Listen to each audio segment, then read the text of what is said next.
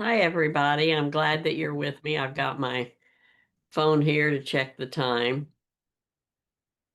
And it's been a busy time of year. I'm sure everybody's experiencing that as you're wrapping up the fiscal year and looking ahead at what's um, going to come.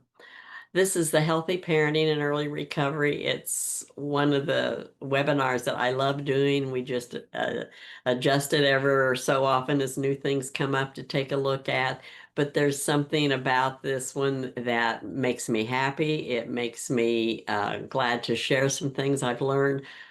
I am the coordinator of the Illinois Family Resource Center, which is a part of the Our House in Charleston. It is a super program. It's statewide, which means it's been an interesting journey. And I've been doing it since day one with the Family Resource Center, and we celebrated our 10th year this year. This was supposed to be a project of a year or two, and we're going into our 10th year, and it's just been an incredible time.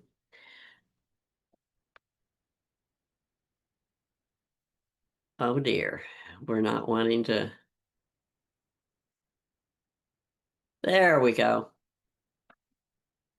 And this is the information with our website, which just keeps expanding with the Circle of Care project we've had this year, which will wrap up next Monday. We will be doing sustainability trainings and things for it. But if you haven't heard of the Circle of Care, by all means, go. The purpose of the this is another thing that was really great. We got a certificate of appreciation from NACOA, which is the National Association for Children of Addiction, and it's actually international, and we are recognized on their website as a resource for working with families and that are impacted by substance use disorder and working toward the care of children. And this has been a great honor when this was given to us. There's our 10-year anniversary card that we put out, and we wouldn't be here if it wasn't for groups like you. This is a huge thank you because it's been a wonderful journey, and I hope that we still keep it going.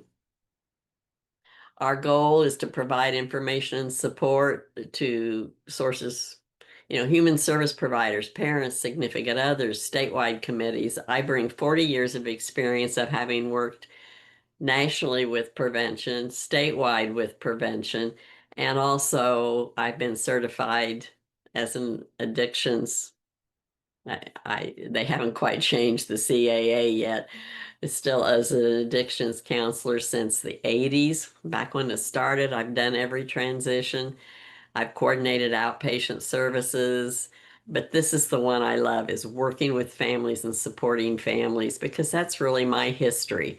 4 generations of substance use disorder and mental health in the family, um, 2 go-rounds of being the grandparent, taking care of grandchildren and great grandchildren. So there's a lot to share. That's what I've really got to offer you. And the things that we're going to talk about today are things that I have seen uh, evolve over time. There's written documents, but there's also lived experience on my part of having worked with parents in their early recovery and a lot of the things that I have observed and some of the things I've learned.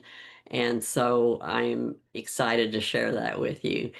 We have website postings. By all means, look at the website, especially with the huge amount of Circle of Care resources we've got posted now.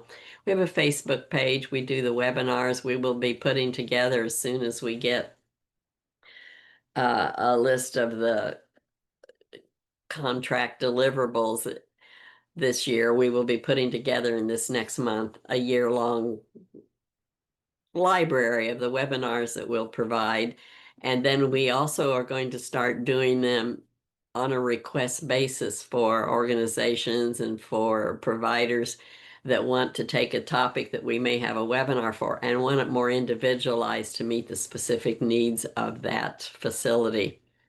So we're there. We do lots of conferences, lots of exhibits. Coming up this fall, I've got presentations at conferences, as does my other person or friend um, that works with me, who is Christina Banda. My hope for you today is that you will kind of identify some issues related to the impact on child development. As recovery is started with parents, we're going to explore some issues related to healthy parenting and early recovery. I've got a lot of information to crunch into an hour, but we will at least do the primary topics, and you can come back again and we'll take a little different focus. I think this next year we'll probably offer it for an hour and a half. We're going to explore the role of extended family and community as we have time. I think that just to take a look at why we're here, there's 19 million children that have at least one parent with a substance use disorder. 3.4 million children live with parents with multiple substance use disorders. 6 million children in the United States have a parent with mental health condition and a substance use disorder with it.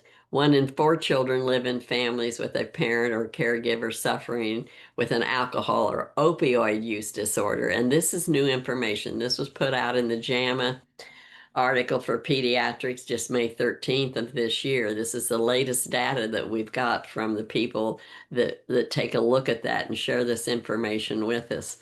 We know the CDC says 1 in 20 school-age children have or may have a fetal alcohol spectrum disorder. And anymore that the FASD covers more than just alcohol. It's that substance use during prenatal, and it's just astonishing what it does to children, especially as they get into school. With the children, that it's not as recognizable at birth, and you start seeing it as they start working with more of the cognitive development and interacting with children, other children in the classroom. So we have parents that are coming into a recovery journey that are dealing with these issues.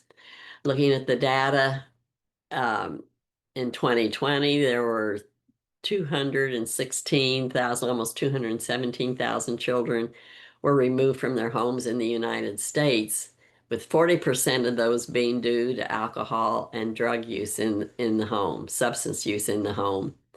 In 2021, almost 10,000 children were in foster care in Illinois, placed with their relatives. This this data out of Child Trends, um, it's even more extensive than that, and I'll explain that in a minute. The bottom one I would definitely just erase, and I intended to do that before we did this. This was from a slide that was used in one of the Circle of Care trainings. We know, looking at the work, that Generations United, great resource. Generations United, look it up. They have all kinds of resources. They do all kinds of studies. They individualize it down into the states, and they have a lot of information on generations raising the next, and kinship care and all of that. But they also look at how that relates to substance use disorder and parenting, and give some very good tips on how to help, if you're in kinship care, the parents in that recovery journey succeed. But if you look at almost 10,000 children in foster care, that's identified foster care. And in Illinois, it's estimated that there are 10 other families or situations where the children, for every one of those, there's 10 others that are not a reported case. So we're looking at a huge number of children that are in some kind of foster care, whether it's one that's recognized as foster care, or it's just they were left with grandma, they were left with aunt, they were left with a bonus parent.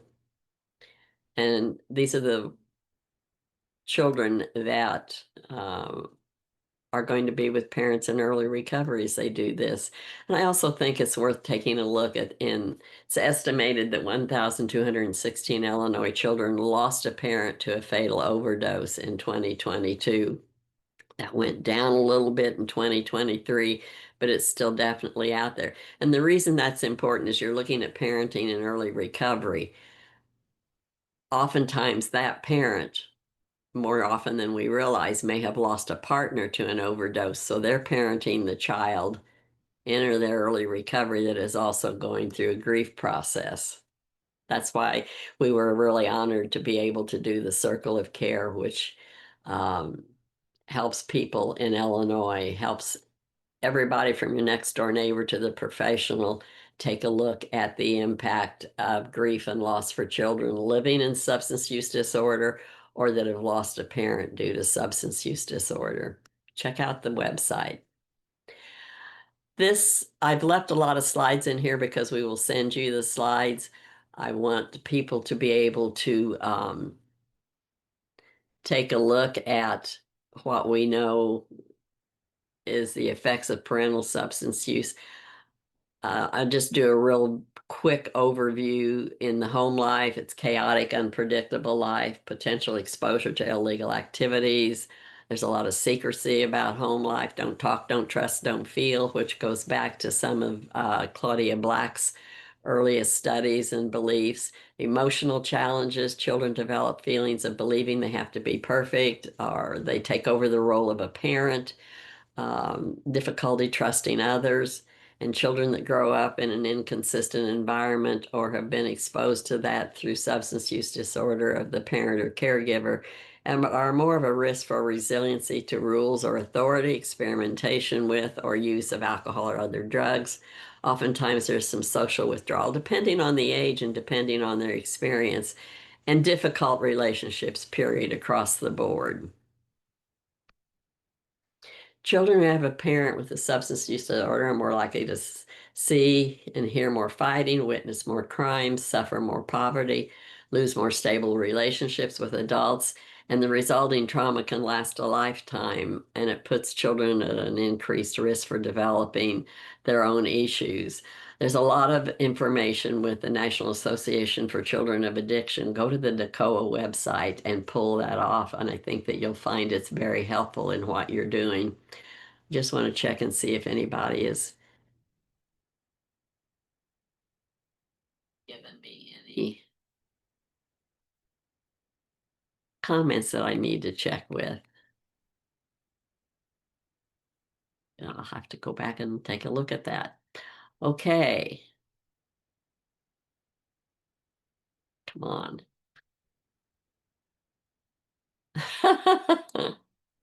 There we go. Wasn't wanting to turn. Children growing up with a substance use disorder are more likely to lack self-awareness, experience more anxiety. You can kind of go down through these. It's very similar to what is on the chart that I'll be sending for you to have. More likely to have difficulty with direct communication. Oftentimes they don't know how to set boundaries because they haven't been raised with them, or they have been very inconsistent boundaries. And so to change that, to work with that in early recovery is important for the parents. Let me check time here. Okay. The impact of the abuse and neglect on the children's brain stretches beyond childhood and into adulthood. And part of that includes an impaired cognitive development, inhibited executive function skills, and a weakened immune system. And another thing that is being looked at in the last few years is the relocation stress syndrome, which is physical and or psychological. And it's because of a transfer from one place to another. When there's chaos in the home and the child's removed from the home, you're very likely to have some relocation stress syndrome. And then that child is going to be placed back with the parent in early recovery. There's some dynamics there that need to be addressed, need to be worked with, need to be set on a positive road ahead. Uh, and the child is often moved from one place to another, oftentimes even to, if they're the caregiver that they're moved to is not even in the area where they were living. There's an adjustment to changing schools, changing neighborhoods, lack of friends. And the caregiver, especially if it's a grandparent, may have to move from where they've been at their point in life to somewhere else in order to take that child in. Most retirement places don't take children being placed. So there's a whole grief process known as the relocation stress syndrome. And we know that grief's a natural reaction to loss. That's what the circle of care is all about. And we oftentimes don't recognize that's what it is when it's due to a move or a child being placed out of the home and away from the parents. When I was coordinating outpatient services, we had the grant for this area of Illinois for DCFS, and at that time it was DASA, which has become super. And I coordinated most of those services, and it was very impactful. I grew up in a family with substance use disorder. I grew up with a parent that was very much a social worker and dedicated to the children, even though they experienced their own issues with substances. So I've been able to pick out those things that I've seen as I reflect back to share with people. I think one of the things that parents new to a recovery journey may be experiencing, and if you're working with those families um, and those parents, or you're impacted in your job at CASA worker, which I do trainings for CASA, so we talk about this sometimes. Uh, and child welfare, people that are in the schools and are seeing the impact of this on the children in their classroom, recognizing that the parent, you may go, I can't count on them. I don't know. They say one thing and do another. And I think in early recovery, and the field has kind of moved to where they don't use some of the terms, but we're starting to return to it, which makes me feel good. I've been in this field for 40 years. I've earned every gray hair. Is post-acute withdrawal syndrome, because that's where the brain, as it heals, is jumping all over the place. Some days the parent just can't get out of bed and they're tired and they're lethargic. Some other day they may be hyper and you wonder, what in the world are they on today? It's the way the brain is starting to adjust, the way those neurons are starting to talk to each other and to take care of themselves. They forget things. So there are tools that you can offer in your role and information you can share with those parents that will help them through these times, and it will make their parenting role much stronger and easier. The other thing is the hungry, angry, lonely, and tired. When you're in, when you're using and when you're in recovery, the halt issue is very real. Don't let yourself get hungry. If you're angry, take care of it. Don't make yourself, don't allow yourself to be lonely.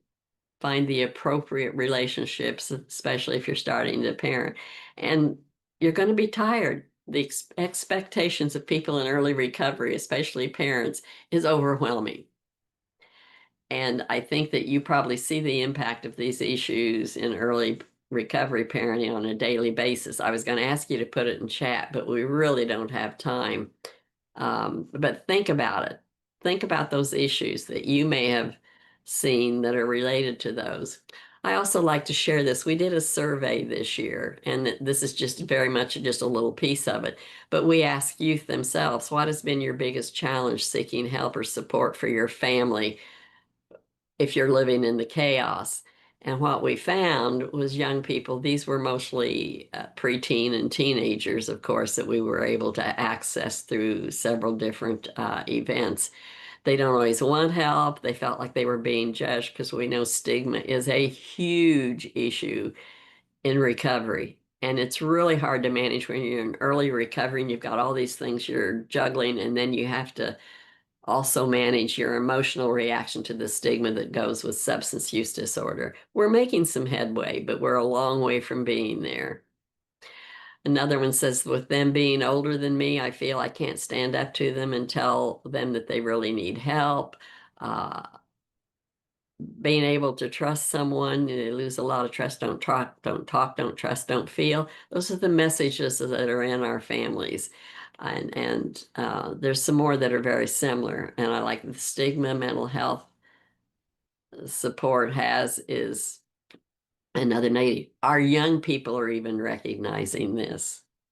So as we look at the parenting role in early recovery, there are several skills that are really important. And we're asking people whose brain is just starting to regenerate it on its own, that people that are working very hard toward getting better, toward being well, toward functioning. And all these things go into the parenting role on top of everything else that we're asking. The ability to plan and prioritize, innovation and creative thinking. Hmm. Creative thinking for a brain that has reacted to substance use disorder takes some time. Negotiation, that's a very important skill, and it's important for parents, especially if you've had your children with kinship caregivers or in foster care. You're having to negotiate when you can be with your children, how you can be with your children, what those roles are for the children to come back to you. Um, and often with the courts involved, that layers another layer. Yet your brain and your challenges become overwhelming. Being a quick learner and adapting to new information. I don't know that I could do it. I'm the child of, the wife of, the mother of, and the grandmother of people that have experienced a substance use disorder. Recovery is possible, though. My husband's got over 40 years. But all those things I know I've seen, it's hard. And good communication skills. Most likely during those using times, the communication skills were not necessarily strong. Another role of the parent in early recovery is working with their children in the developmental role, cognitive development, age appropriate learning. So often the parents have no idea what that is. So it's important that we, if we're providing services to them or are working with them, that we find out what that is. Go to Circle of Care. There's a lot of age appropriate stuff in that area that you can work with. The socio-cultural development, sharing children so they're comfortable in their own neighborhood with their own culture, with what is going to surround them is very important, especially if they've been removed from that for a while. Physical development, mental development, and spiritual development. These are all developmental roles that are very important for parents in an early recovery to do. Well, I don't know how we ended up with two of those slides, but we got to. We'll go on past that. Here's I've got two slides that are around issues of recovery, and I want you to think.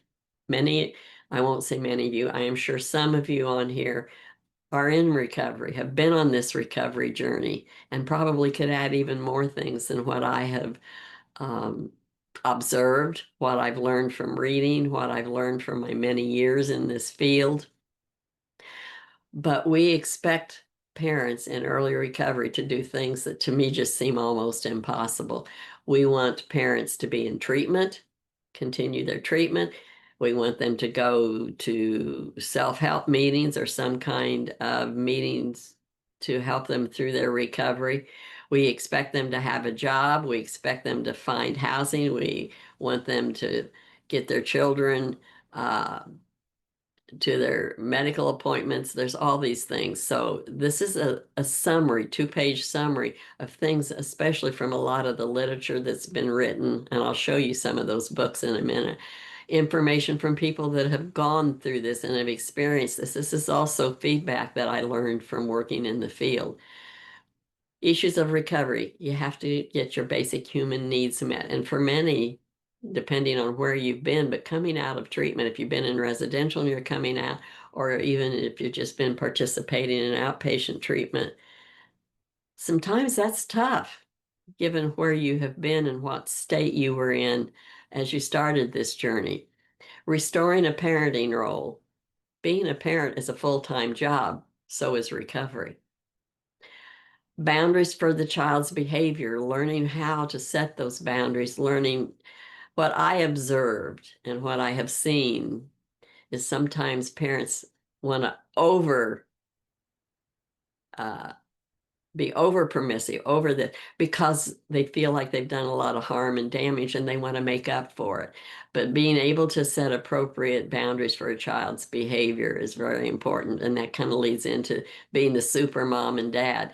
You know, you can be a super mom and dad, but you can't let go of what you need for your recovery journey to be a super mom and dad. And I have also observed parents that did that. What's your legal status of your parenting role? Has your custody been removed? Have your rights even been removed so that it's probably not an issue anymore? And that's really sad. But knowing the status of that and where you're at it, working around a legal status of your parenting role. Balancing recovery and parenting responsibilities. If I have to go to group, if I have to have a job, and if you're in intensive outpatient, you've got hours every week that you have to do as part of your recovery. And that may be if you're going to have a child return to your care, if it's been removed, and it's expected that you go follow those recommendations for treatment recovery. How can you help your people balance that and what they need to do and what the role of parenting is taking? It's a tough balance because you need a job, you need money, you need income, you need your child to go to school. If you're doing this, you need to continue your treatment services. Then there's safety issues in early recovery. Do you have the resources to live in a safe neighborhood, to live in a safe housing, to live, um, talk about a misspelling, to live where it's safe to have your children? And the issue of safety of your relationships.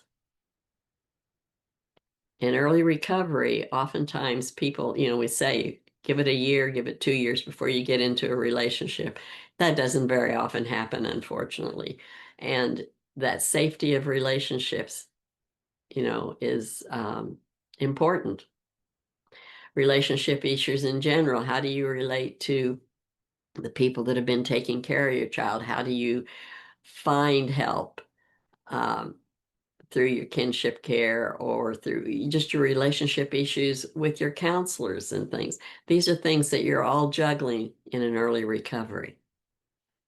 Safety of the housing environment, the feelings of guilt. What I observed and what I truly believe is those early times of recovery are exhausting. There are so many things that you have to do, especially when your children are involved. And that loneliness, you've left one group, you've left one lifestyle. There is definitely a process and a sense of grief that is linked to recovery. I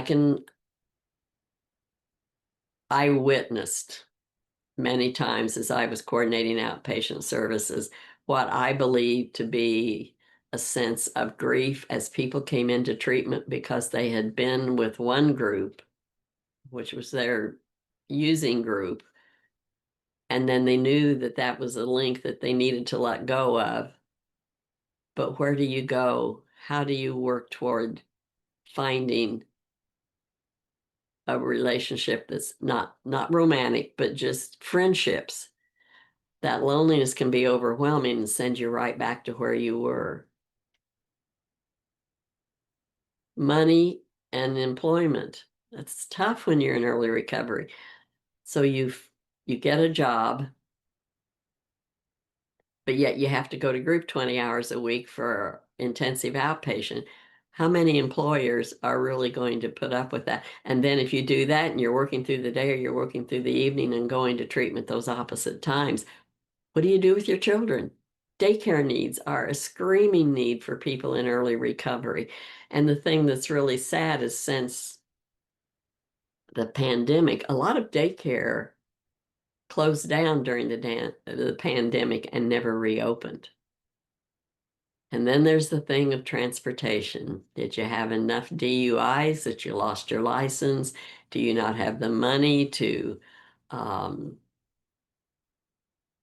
provide transportation, to get a car and vehicle if you live in an area where there's not public transportation? And do you have the funds to use public transportation, especially if you're running to daycare and here and there? Getting a license, if you've had drug charges, is tough. And there's a lot of high expectations, and it's for public safety. I understand that, but it's tough and it's expensive. And we expect this of people along with their parenting role in early recovery. Juggling that calendar for each day. When is there time for your recovery efforts? What do you do with your relapse and triggers? Is there time to sit back and process those and take care of them? Then who's the boss? Well, I'm the parent. You may have been taking care of my child, but I'm back in service now. So who's the boss? Have you got say of this child or do I? How do I take care of myself? When do I find time to shower? When do I find time to meditate? When do I find time to read my daily book? If I have to have my child up, go to school, or go to daycare, get to a job, go to treatment, go to court, etc. And we have very high expectations of parents in early recovery. Health care for self and child. That's not always readily accessible, and we don't know where that's going to go with Medicare now or Medicaid right now. What to share with your child? How much do I share with my child, depending on their age, obviously, about what's going on?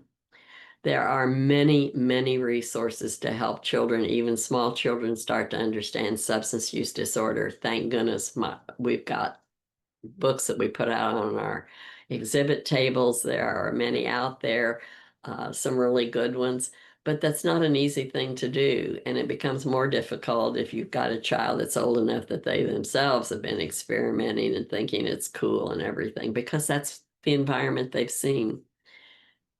How do you find time to have healthy fun? And how do you find time to celebrate recovery? Your role, if you're working with these parents, is to help that happen. And let's see if we can give some suggestions. Both of these books are really good books, looking at how do you take care of yourself and how do you take care of your children as you're on that recovery journey. And I encourage you to take a look at it. All the books that you will see at the end of these slides and everything, all the ones that I have, the copies that I have, and there's many more of them too, came from Amazon. They all have them. So that's where I order, delivered to my front door. The other thing that I will send with that is Claudia Black generated in one of her latest books a 4-page self-help list of organizations that for any kind of behavioral health issues are out there across the United States. I did not know that all these resources were there. It's just amazing. And she gave us permission to copy those and use them as handouts. So we will send that link with you.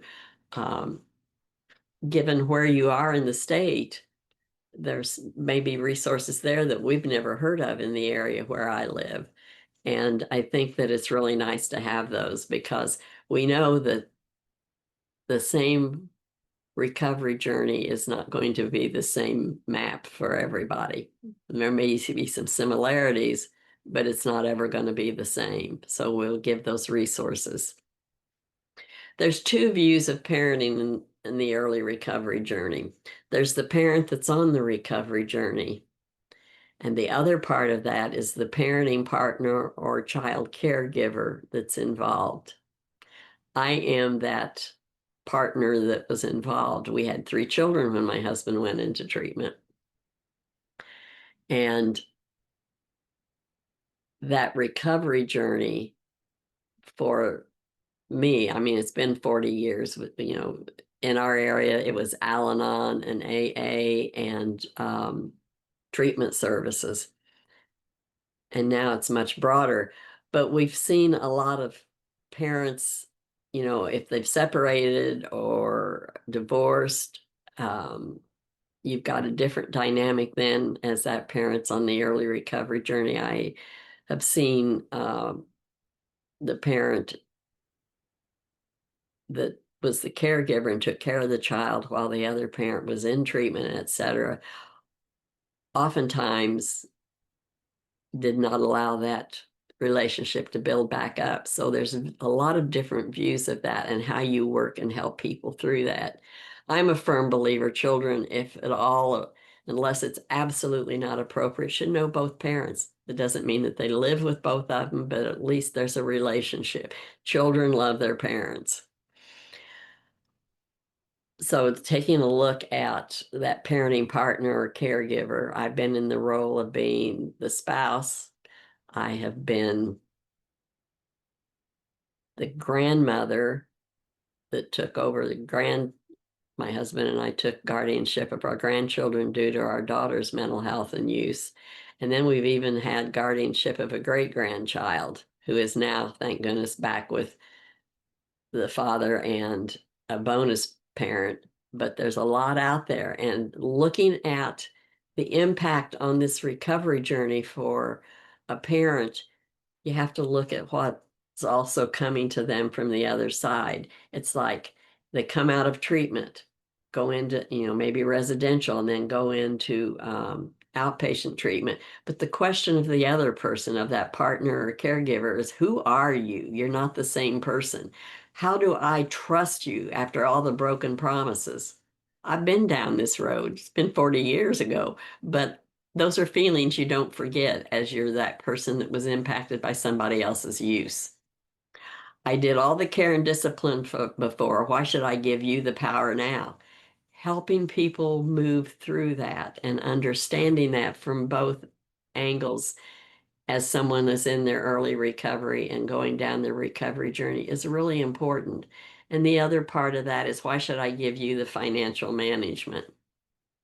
Oftentimes that person coming out of recovery wants to take over all those roles. Well, I'm not using now, so I'm going to make the decisions around the parenting. I'm going to do this. I'm going to do that. I'm going to take over the finances.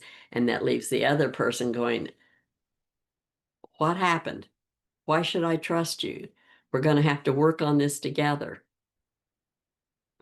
Even when supporting the recovery journey of a recovering partner or parent, it's difficult to turn over that parenting role when it's been your responsibility.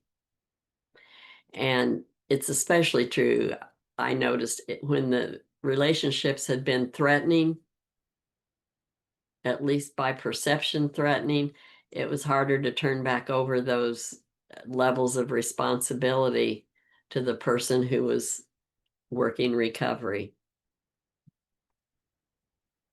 I want to check and see if we've got, whoops, that wasn't what I wanted to do. Let's go back. There we go. We got any chat?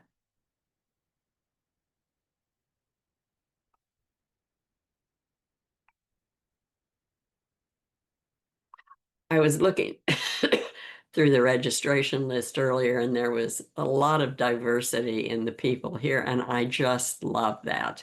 That's why I would really like to have this in an open person-to-person forum so we could share. But we'll work on some of that. New ways to do Zoom.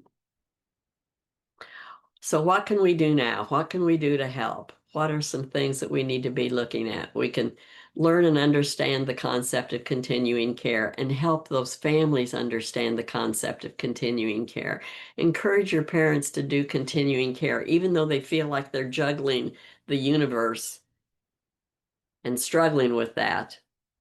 And I don't know how many dozens, probably several hundred over the years, parents that I've talked to, and because I love doing groups, so as a coordinator, I was always stepping in and doing groups whenever I could or it was needed, and that's what you would hear was parents were just balancing and felt like they were barely hanging on through all the demands of an early recovery journey.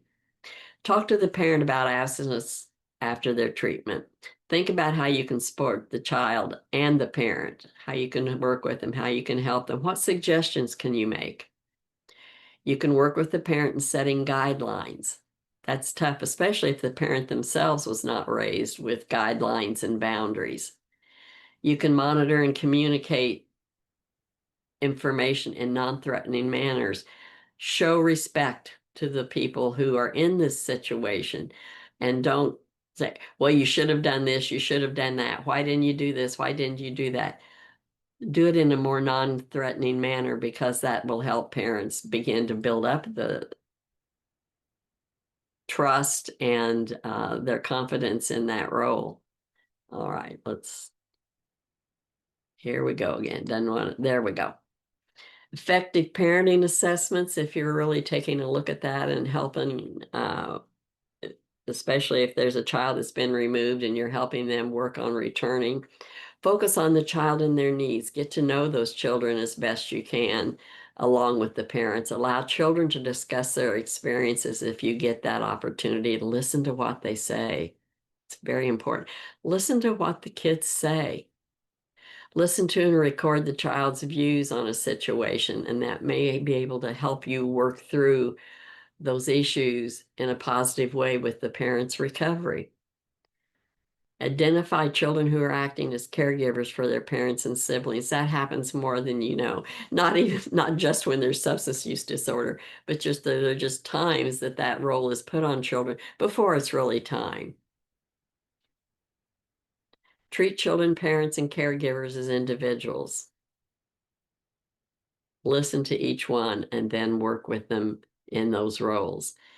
And make sure parents know they're being listened to, not just the children who need to know that what they're saying about what's going on in their life is being validated. And maybe there's some comfort or some kind of support that can be given. And that helps resolution. It helps reduce the trauma because we know, taking the looks at trauma that we have in the recent years, that it's there. But make sure parents know they're being listened to too, because you're going to hear both sides and you can help this role and this uh, need for parents and children to come together on that recovery journey. We know families may suffer setbacks along the way. It happens. We know relapse happens. But even if it's not a relapse of use, it's setbacks. Things don't seem to be going well. The child isn't adjusting to the new parent that they've got. Well, when you were using, you were gone all the time. I can remember my oldest son was definitely old enough. He was in junior high. Well, dad wasn't home when he was drinking. Now he's gone all the time to meetings. I hear this over and over again. But helping children understand that, and we'll get to something that may help here in a minute. Um, Recognizing that we can educate children and families to provide more effective support on that recovery journey, helping children understand that process. And those meetings are important to continue that process. We need to include extended family members that can be supportive, other caregivers that are involved and can be supportive, friends, and oftentimes friends are that family. And looking at communities at large, it's important. The I'm going to lose my voice here in a minute. The impact of ROS councils, or recovery-oriented systems of care councils that have evolved in the last 8 years across Illinois, is phenomenal, and it has made a huge difference in providing support for the recovery of people with substance use disorders in our communities. That was the whole purpose of Ross Councils, but it's so inclusive of all these different roles that come together and support each other and help each other.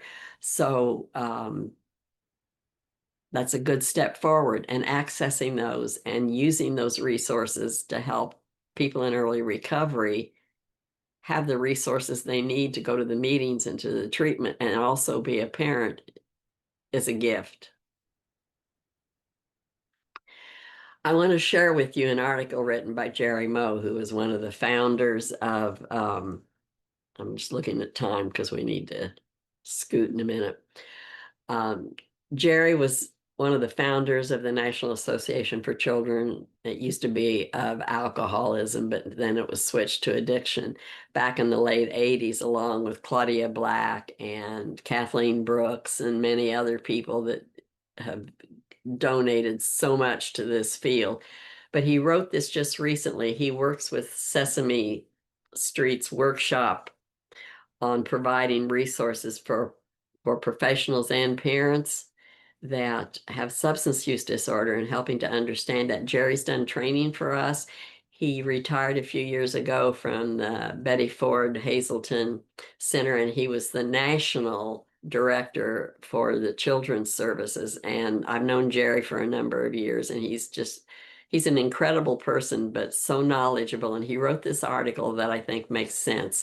And he did a workshop then specifically around this workshop for us last year. And we're going to ask him to do it again this year as we put the schedule together. He says, recovery is the greatest gift you can give your children. Helping parents understand that is important. Parents often want to make everything go right fast. And he recommends tell them to trust, to take time, and to build those relationships. Slow down, take a deep breath, offer structure, consistency, and regular routines to your children as you're in recovery. That it's very important. Children need routine and they need consistency. And he says it's even more important as you are parenting in early recovery. Keep your promises, but when you cannot, be honest and talk about it. Don't hide it. Don't make excuses. Just be straightforward and keep your promises so that children can start to trust. Don't hide feelings. That doesn't mean scream and yell at them, but it means discuss those feelings, share feelings, let them share them back. Let them know you're okay if you seem stressed and overwhelmed. Apologize when needed. Children need to hear that. These are good guidelines for just regular parenting, but it's extremely important for parents in early recovery. Move forward. Get involved in your children's lives. Actions speak. Remember that. Try to commit to a regular play date weekly, even if it's 10 minutes. A regular one, that consistency. Give children time to heal, just like you are, because it's a recovery journey for them too. Tell them daily you are working on your healing, and remember, progress is not perfection. It's just one step at a time. We know that family-centered services are important when you're looking at helping families go through this recovery journey. And it's based on the belief that the best place for children is to grow up is in a family, preferably with their parents, in a healthy way. And the most effective way to ensure that is to make sure that there's permanency and safety for the child and a lot of well-being. And you can do that by providing engaging, involving, strengthening, and supporting families, working with them as a family, work with those parents in early recovery, spend part of that intensive outpatient or lower level services working on parenting, because that's going to be a really bonus to the recovery journey. Key components of family-centered practices. Okay, I wanted to look at the time because there's a couple of things I want to make sure I can share. Key components of family center practice include, and be aware of your primary role. What is it? Are you a CASA worker? Are you a therapist? Are you a counselor? Are you a Ross Council member? Are you a school teacher? Are you a school counselor? Do you work in a health department, public health department? What is your primary role? Working with the family unit to ensure the safety and well-being of all family members is really important. Strengthening the capacity of families to function effectively is super important, and helping them look towards solutions, not always making the problem the primary thing, but here's the issue, and then what are the solutions? How do you generate solutions that will work? That's really new to many people in early recovery, because before their solution was using. Engaging, empowering, and partnering with families and helping them throughout the decision and goal-making process is important. And as you're setting goals for clients, if you're providing services, include the family members as best you can, as best you can. And that includes children. They have some very interesting comments. That's why it's important to listen to the kids if you get a chance for them to be part of the process.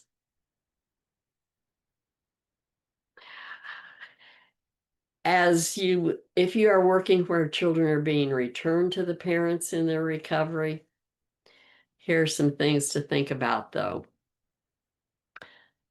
Oftentimes there can be indications that even though the parent is working toward the child being returned, they really aren't quite there. They aren't ready. And there's nothing wrong with that. It's a process. It's not an instant fix. Okay, You've been sober, you've been in treatment for 6 months, and the child just goes back. It's looking at what are the indications if the parent's ready or not ready.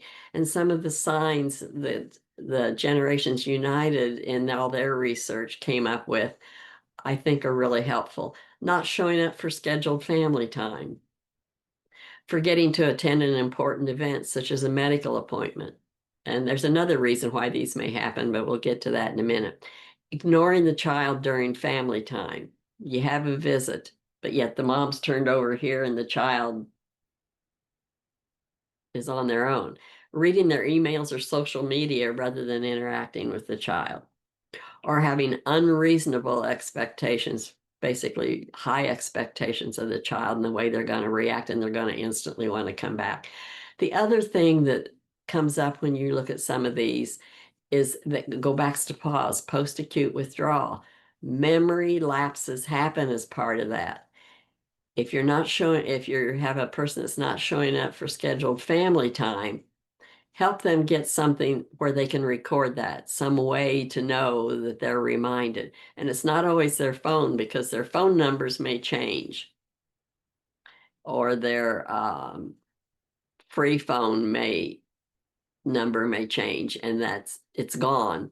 You know, a book with a little pen, some kind of way, help them figure out how to best not forget that, and how not to miss those important events and medical appointments.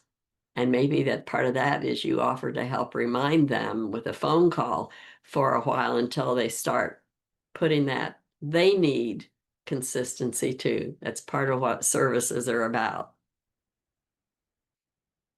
Oops. There we go. Children can be distressed after parent time for many reasons too. So take a look at that as you're working with parents in early recovery, and how you can help build that into a really healthy, good plan. Oftentimes there's confusion about family reunification plans, and children don't understand all of that, but helping them understand, explaining it as best you can. I will admit that we had an oops in our family when our great granddaughter went back to live with father and his partner, which was a positive thing. We did not do what we should have as part of that reunification. It was the guardianship was lifted and she went without enough explanation. And we both know that on our part, that was a lapse. Should have known better. I knew better, but was afraid to say as much. At the same time, we've discussed it since, and we know that that was pretty traumatic for her. She seems to be, we see her all the time. She was here last night and will be again this evening. We have a very good relationship, but it could have had some really strong outcomes in a negative way. Children often feel guilty about leaving the caregiver at home. Grandma took care of me. Now I'm going to go live with you. Well, who's going to take care of grandma? Or they feel guilty that they may have caused the reason that they're being taken away. Children take on guilt so easily, which is really sad. And they just may not be old enough to understand that unification process, if it's a formal one, and even if it's not a formal one. Ours wasn't a formal one because there was no removal. It was a voluntary guardianship that we had this last time. First time with my grandchildren, it was a DCFS. With the great grandchild, it wasn't. Those are two different experiences. And if you're dealing with families that have guardianship, find out what kind of guardianship, because it makes a difference in how you help them repair things.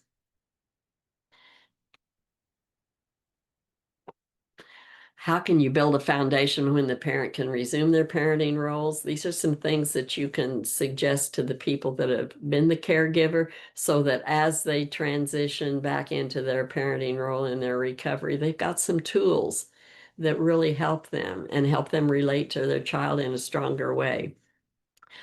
A life bookbinder. Okay, we've only got 2 minutes, so I'm going to run through this pretty quick. And it can contain, and you'll have these slides, contain a lot of different categories: vital papers, birth certificates, social security, health records, immunization, things that have been done with the child um, in the parent's absence, dates and notes about psychological and developmental screenings, school records, contact numbers of their teachers if they had an IEP plan. Uh, Pass that back to the parents so that they have tools to build on: records, pictures, activities that your grandchild participated in, friends' names. If you can, a diary of daily events, time with the parent and the child. Observations made during and after visits could be important information. Providing them the tools to become a stronger parent in their recovery. No matter what your role, set realistic and timely goals. Focus on solutions rather than problems. You know, help them know that children, and make it happen if they struggle with this. Younger children are taken to nursery or school so you can go to treatment, so you can look for a job, so you can go to school, whatever. That older children aren't missing school. Help them understand that. That all children receive support with their schoolwork. That's important, and look for those resources to help the parents because they're busy doing their recovery. And that children are taken to all necessary medical appointments and checkups. That's so vital. And this is just a list of potential emotional support services that can be offered. And there's many, many more.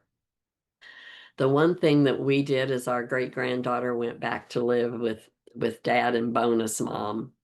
I hate the term stepmom, but bonus mom, and in our case, it's a wonderful thing, is I had pictures of her first 5 years, and I mailed them to her twice a week for a while with some kind of little game or coloring sheet so that she knew she was still connected to us and could start to make that transition. And we were very lucky that bonus mom um, encouraged that.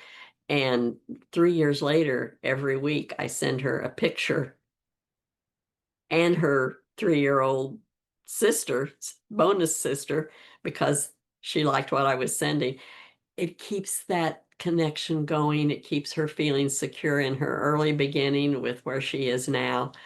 And it builds a really good rapport of support back with the parents as they've taken on that role. So I encourage you to do that. And one last thing, I am a big believer in telling your stories. I share mine. Tell your story, shout it, write it, whisper it if you have to, but tell it. Some won't understand it. Some will outright reject it, but many will thank you for it. If you're a counselor and have been in this role, share it. And then the most important thing will happen. One by one, voices will start whispering, "Me too." And your tribe will gather, and you will never feel alone again. New parents on a recovery journey need to share their stories, especially ones that have got a little more experience than others, because it will help other people say, "I don't feel alone anymore." And I encourage you to do that. I'm just going to flip through these really fast. These are resources that are on there that you can take a look at, and we'll send those to you. It is time. It's your lunchtime now. I really appreciate you being on here. I appreciate everything you do. And the other thing I will share is there will be an evaluation that will pop up as I sign off. And we will send several of the resources. It will probably take at least 2 weeks to get the certificates out because we are in a transition from one fiscal year to the next, and some of the things that we're doing and wrapping up some year-end things, but we will get those certificates to you. And come back, watch out for our webinar schedule that will be coming out soon, and have a really good, not too warm day and week. And thank you, everyone.